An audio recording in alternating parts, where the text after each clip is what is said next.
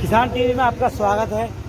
हमारे दर्शकों को आज 65-85 दिन हो चुके हैं आंदोलन को गाजीपुर बॉर्डर पर, और सरकार जो है वो अपना रवैया जिस तरीके से अपना रही है वो किसानों को नज़रअंदाज कर रही है। क्या कहेंगे इस पे आप? किसान चैनल के सभी दर्शकों को मैं अभिनंदन पेश करता हूँ, अभिवादन करता हूँ और उनसे कहना चाहता हूँ, आपके जो भी विचार हो उसको आप गंभीरता से देखिए और समझिए, लेकिन किसानों के आंदोलन के प्रति नकारात्मक दृष्टिकोण मत अपनाइए। आज़ादी के बाद ये देश के अंदर एक ऐसा आंदोलन है जिसमें इतनी बड़ी संख्या में लोग इकट्ठा हो गए, इतनी बड़ी संख्या में लोग आ गए, लाखों की संख्या और करोड़ों जनमानस को इसने छू लिया है। समाज के युवा, विद्यार्थी, छात्र, महिलाएं, छोटे व्यापारी, रिटायर्ड फौजी, पुलिस के जवान, पुलिस के फौजी, रिटायर्ड, बड़े बड़े पदाधिकारी, सरकारी कर्मचारी, केंद्र राज्य के सबकी सहमति, सबका एक तरीके से समर्थन और भावनात्मक प्रेम इस किसान आंदोलन के साथ। बात क्या है, छोटी सी बात है, कोई गुस्सा होने की जरूरत नहीं। आप देश के अंदर 23 लाख करोड़ रुपए का एनपीए लोगों को बांट चुके हो, उनको माफ कर चुके हो मोदी जी की सरकार। तमाम लोग दलित मोदी से लेकर के और दूसरे उनके रिश्तेदार और तीसरे ये कर्नाटक के ये सब रुपया करोड़ी लाखों करोड़ रुपया लेकर हमारे राष्ट्रीय बैंकों को घुमाकर ये विदेश चले गए हैं, वहाँ आराम कर रहे हैं, वहाँ रह रहे हैं, आलीशान कोठियाँ बना ली है।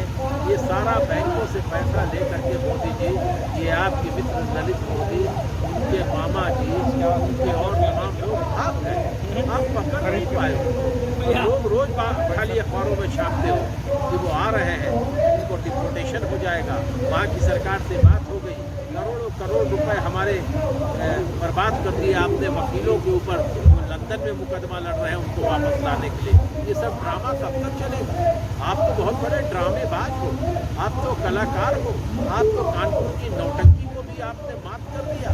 आपने तो भाई दिलीप कुमार, राजेंद्र कुमार, देवानंद और राज कपूर को मात कर दिया।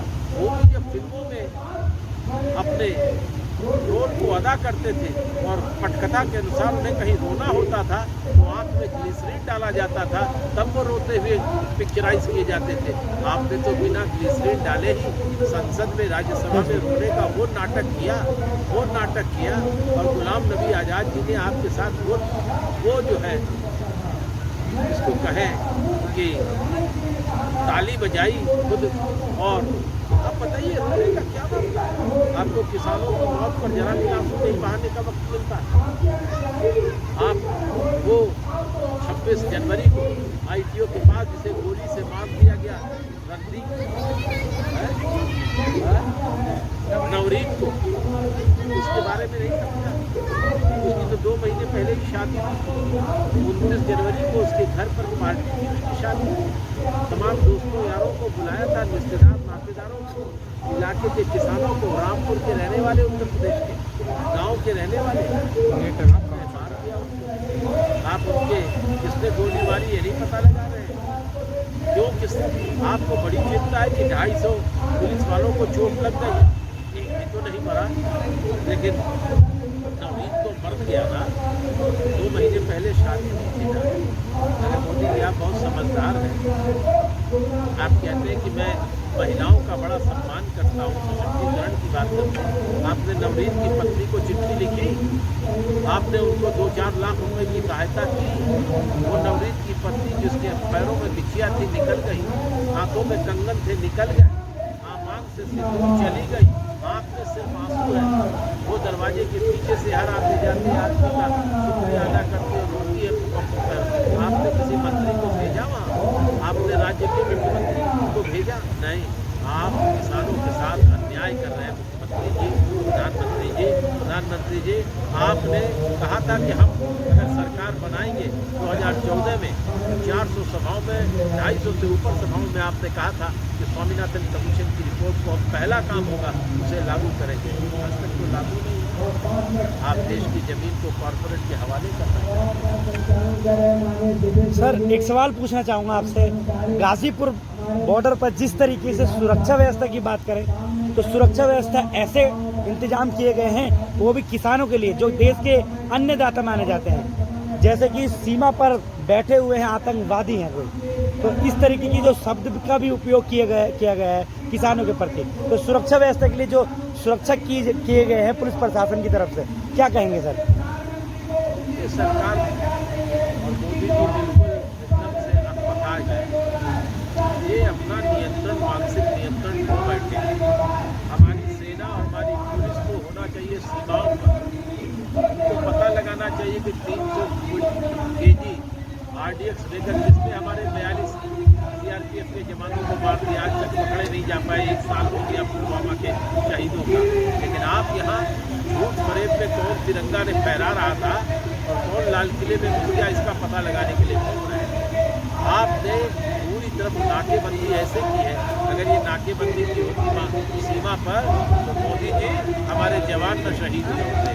हमारे देश के अंदर सीमा उस पार से आतंकवादी न घुसने पाए होते। अभी इसी महीने इसी फरवरी के महीने में 4 हमारे जवान मारे गए हैं। इसके अलावा बहुत से आप होशियार नहीं है। आप देश में जाति और धर्म का नारा लगा के मस्जिद का सवाल खड़ा करके, हिंदू मुस्लिम का सवाल खड़ा करके, बांट करके आप वोट लेना चाहते हैं। लेकिन हम आपसे कहना चाहते हैं कि हम देश के किसान देश की राष्ट्रीय एकता के लिए सबसे ज़्यादा आगे बढ़कर कुर्बानी दे रहे हैं। ये 3 महीने का आंदोलन सिर्फ किसानों के अधिकारों का आंदोलन नहीं है। तमाम धर्मों और जातियों के लोग एक साथ मिलकर आंदोलन कर रहे हैं। इसी आंदोलन स्थल पर वो अपने ग्रामीण गीत, फोक संगीत, लोक कला को गा भी रहे और जी रहे हैं। ये भारतीय किसान आंदोलन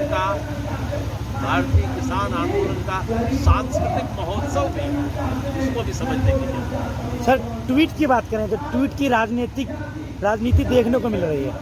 एक ट्वीट क्या हुआ विदेशी, उस पर घमासान छिड़ गया और अचानक जो अपने देश के जो सितारे हैं और क्रिकेटर हैं उनका एक देशभक्ति जाग गया और वो ट्वीट का जो लगातार जो तांता है वो लगता रहेगा। क्या कहेंगे सर, ये करवाया जा रहा था या एकदम से देशभक्ति उजड़ गई?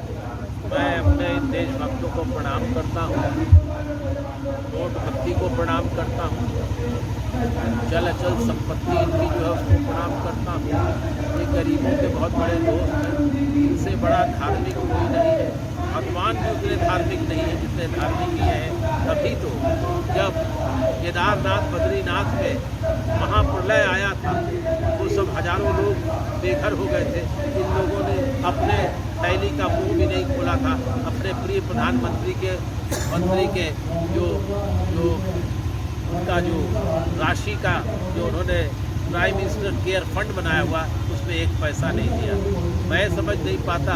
हमारी स्वर्ग कोकिला लता मंगेशकर जी को आपको प्रणाम है, बहुत अच्छे गीत आपने लिखे। हमारे ही गीतकारों के गीत को जो वामपंथी विचारों के में आपने बहुत गाया। लेकिन इतना बड़ा आपका कोई परिवार नहीं है और कोई आपके परिवार में लड़के बच्चे नहीं हैं। इस वक्त मैं याद कर रहा हूँ आपको भी, और मैं राज सिंह डूंगरपुर को भी याद कर रहा हूँ, सबको याद कर रहा हूँ। और मैं आपसे पूछूंगा, आपने भी तो 1 पैसा नहीं दिया, आपने भी तो कोविड फंड में 1 पैसा नहीं दिया। ये क्रिकेट के खिलाड़ियों ने कोविड फंड में तो 1 पैसा नहीं दिया। लेकिन इनकी आत्मा जागी है। इनकी आत्मा कब जाग जाए कोई ठिकाना नहीं है। प्रभु शंकर जो है, भगवान शंकर जो है, अन्याय को देखकर जागते थे। यह सत्ता की आवाज़ को सुनते हैं और तब जागते हैं। सर बात करें बजट की, देश की बजट की, आशा लगाई जा रही थी कि जो बजट आएगा वो किसान हित में होगा, वो देखने को भी मिलेगा। किसान हित में बहुत ज़्यादा कुछ निर्णय की, ये जो आंदोलन चल रहा है इसको भी एक लाभदायक कुछ चीज़ मिलता। पर देश को बेचने की जो बजट पेश हुआ है उसके ऊपर आप क्या कहेंगे? ये तो 32 लाख करोड़ रुपए का देश विरोधी बजट, किसान विरोधी बजट, युवक विरोधी बजट, रोजगार के कोई अवसर इसमें लगते नहीं। और और बहुत बात है न्यू एजुकेशन पॉलिसी का बजट भी घटा दिया इन्होंने विकास की बात कही, ग्रामीण विकास, किसान का विकास मोदी जी के हृदय की गाथा है, लेकिन कुल 40,000 करोड़ रुपए इस महान देश में ग्रामीण विकास के लिए दिए गए। अगर 2 लाख करोड़ रुपए दिए होते तो नौजवानों को, शहरी और ग्रामीण सर आप माफ़ी चाहूँगा, आपकी बात काट रहा हूँ।